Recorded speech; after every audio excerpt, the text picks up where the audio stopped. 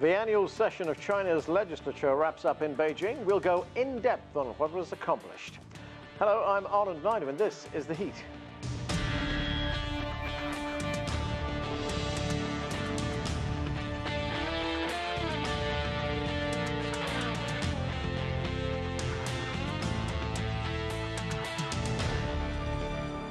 It's the big annual political season. The 13th National People's Congress, China's national legislature, and the country's political advisory body held their annual meetings in Beijing. On the agenda, a challenging economy, trade, global engagement, foreign investment, and a number of other issues.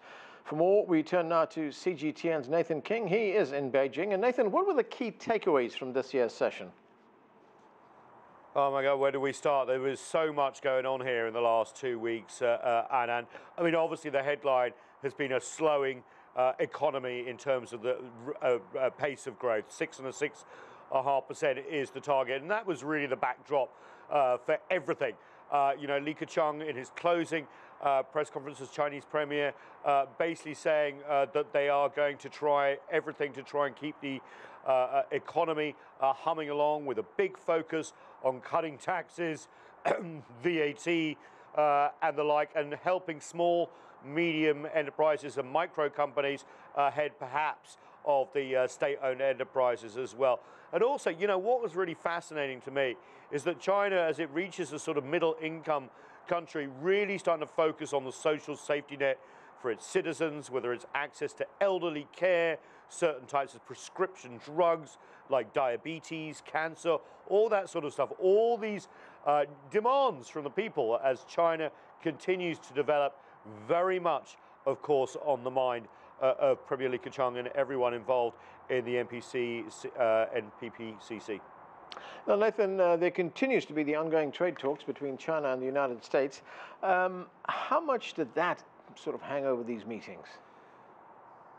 I wouldn't say hangover, but it was definitely the backdrop, especially because the NBC have now finalized and agreed to this foreign investment law, which seems to address a lot of the concerns, structural concerns, of the US during those trade talks. The big question now is enforcement, but absolutely a lot of discussions in the corridors as well, in the Great Hall of the People. I was witness to a big discussion about where certain areas of the economy, what's going to open up next as well.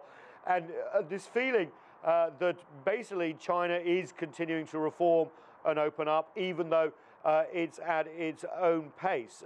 Remember, we did get word that there may even be an announcement of a trade deal. That seems to have been slipped a lot. But what we have heard, Xinhua yesterday said that there had been concrete steps in talks between Yuhe and Robert Lighthizer, the US trade representative, over the phone on Thursday. So it looks like we're getting there. But this law, some have criticized it about being rushed through, according to the Europeans, but it could actually help stabilize at least investor sentiment. Remember, as China's growth is slowing down, but also areas of the rest of the world, like Europe and elsewhere. So we'll have to wait and see. But that trade deal, not announced during these two sessions, but it looks like we're getting there eventually. Great. Thanks, Nathan. That's CGTN's Nathan King reporting from Beijing.